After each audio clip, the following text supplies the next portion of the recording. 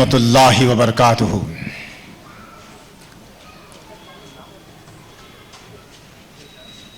ذالک الکتاب لا ریب فیہ ھدی للمتقین، صدق اللہ العظیم۔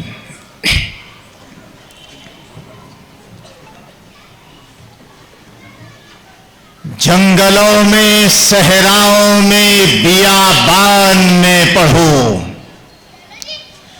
جنگلوں میں، صحراؤں میں، بیابان میں پڑھو، میناریں گر چکی ہے تو میدان میں پڑھو۔ جنگلوں میں، صحراؤں میں، بیابان میں پڑھو، میناریں گر چکی ہے تو میدان میں پڑھو۔ یہ آج کے نجومی تمہیں کیا بتائیں گے، کل ہونے والا کیا ہے، یہ قرآن میں پڑھو۔ ستم آرائی بڑھتی جا رہی ہے، ستم آرائی بڑھتی جا رہی ہے، کرم فرمائی بڑھتی جا رہی ہے۔ با خدا کلام اللہ جب سے پڑھ رہا ہوں میری دانائی بڑھتی جا رہی ہے۔ عزیزان محترم، سامعین اکرام، شہنشین پر جلوہ افروز مبلغین اسلام، یہ جلسہ جو دامن انجمن دیندار میں منعقد ہوا ہے اور ہر سال منعقد ہوتا ہے، یہ کچھ باتوں کی یاد کو تازہ کرنے کے لیے اپنے آپ کی تکرار کرتا ہے۔ قرآن کریم کا جب مطالعہ کرتا ہے کوئی انسان تو قرآن کریم اس سے براہ راست مخاطب ہو کر کہتا ہے۔ علامہ اقبال نے کہا تھا کہ جب تک نہ ہو تیرے دل پہ نزول کتاب، نہ راضی ہے، نہ گروہ کشا ہے، نہ صاحب کشاف۔ قرآن کریم کو پڑھنا،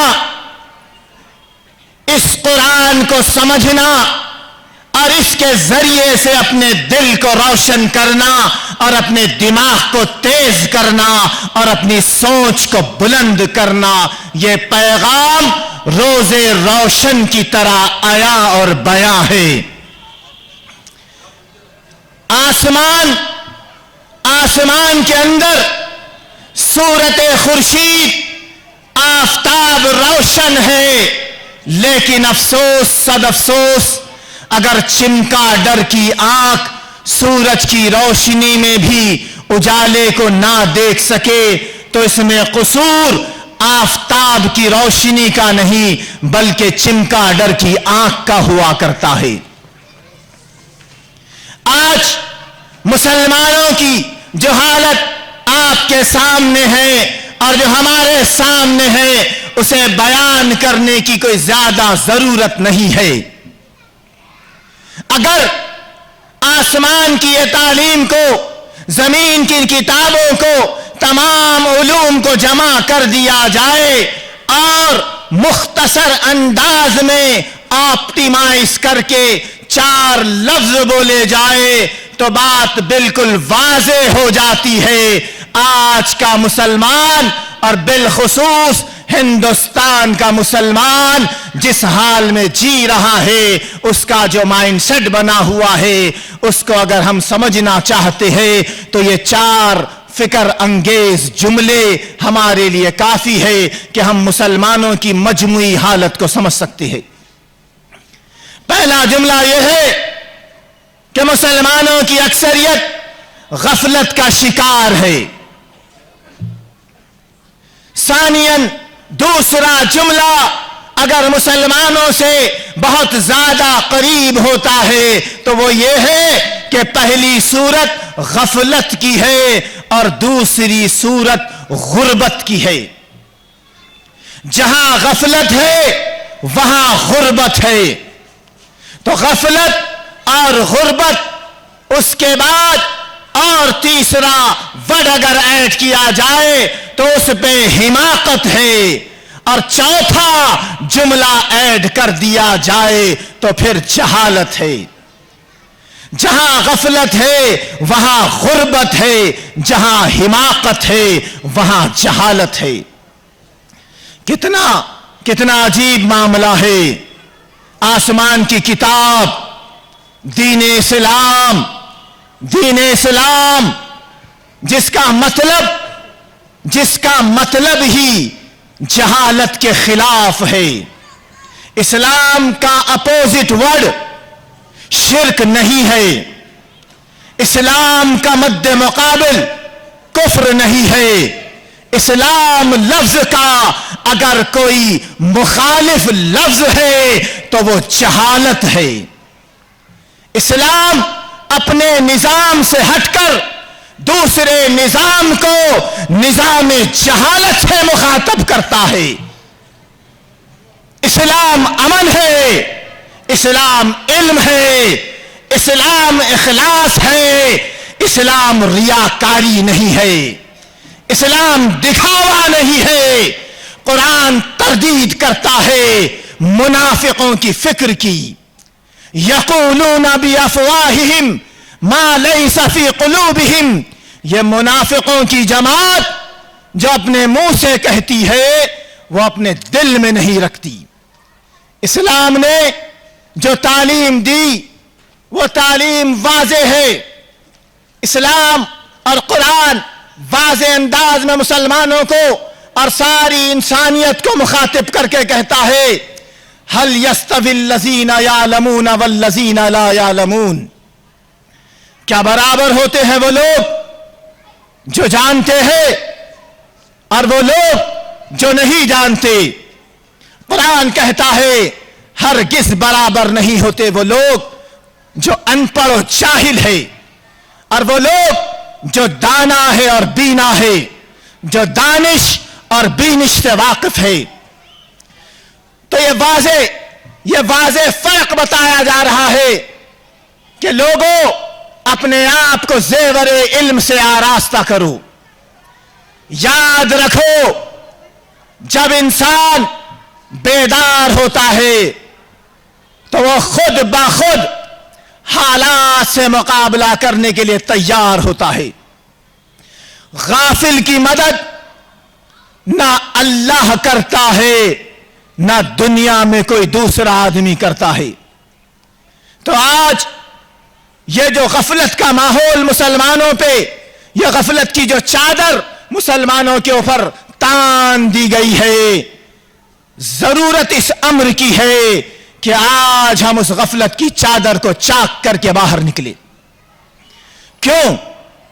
اس لیے کہ پہلے کسی شاعر نے کہا کہ پہلے تعلیم سے تمہیں موڑ دیا جائے گا، پہلے تعلیم سے تمہیں موڑ دیا جائے گا، پھر کسی جرم کے ساتھ تمہیں جوڑ دیا جائے گا۔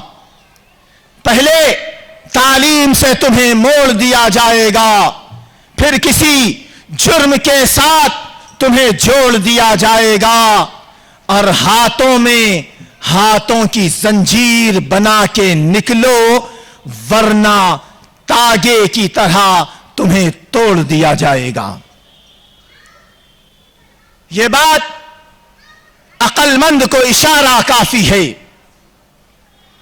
سمجھدار اپنی حالت کو بہتر کرنے کے لیے غور و فکر کرتا ہے، اور قرآن کریم اور دین اسلام اسی چیز کی دعوت ہمیں دیتی ہے۔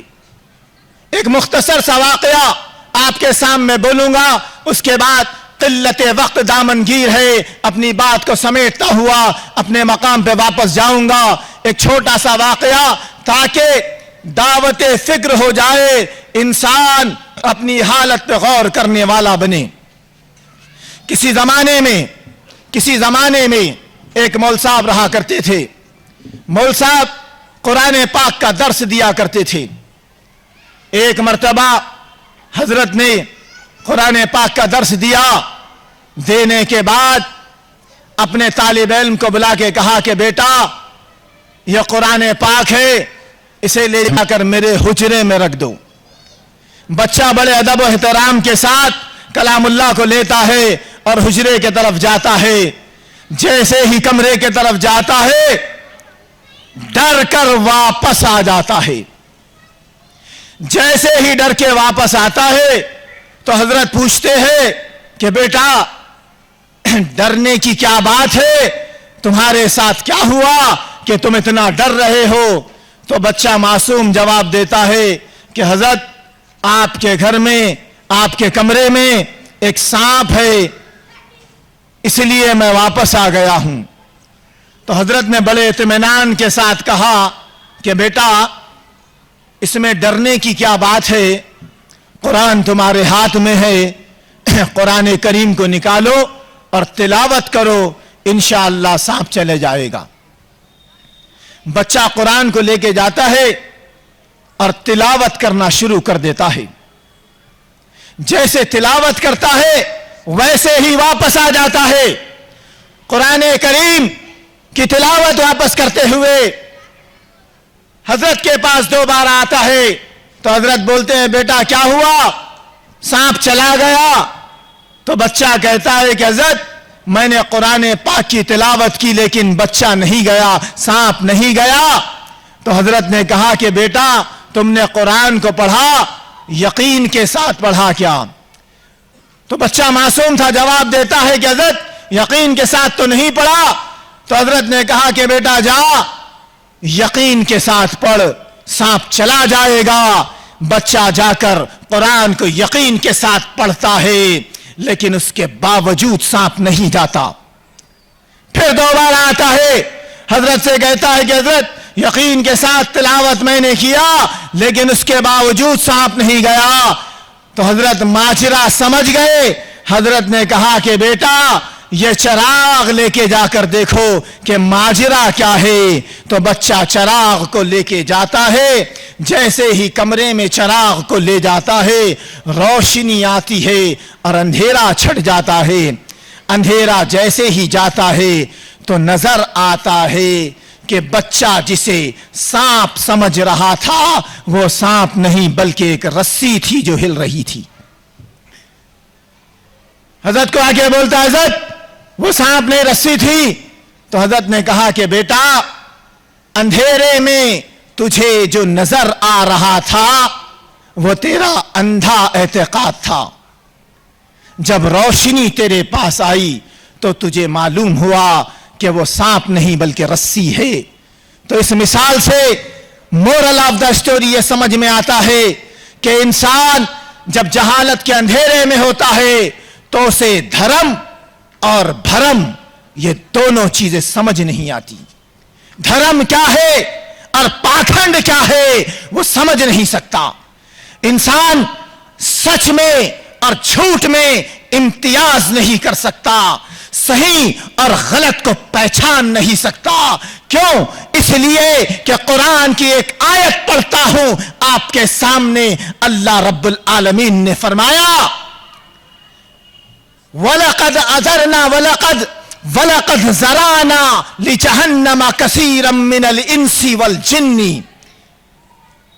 لَهُمْ قُلُوبٌ لَا يَفْقَهُونَ بِهَا وَلَهُمْ أَعْيُنٌ لَا يُبْصِرُونَ بِهَا وَلَهُمْ آذَانٌ لَا يَسْمَعُونَ بِهَا أُولَئِكَ كَالْأَنْعَامِ بَلْ هُمْ أَضَلُّ أُولَئِكَ هُمُ الْغَافِلُونَ۔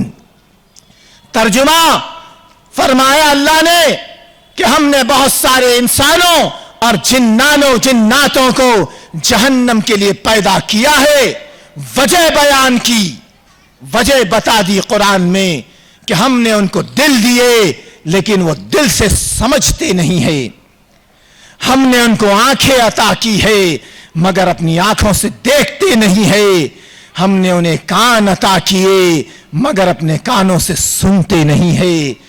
یہی لوگ ہیں جانور جیسے بلکہ ان سے بھی بدتر، اور یہی لوگ ہیں غافل۔ تو آج قد تبین الرشد من الغی، حق اور باطل واضح ہو چکا ہے۔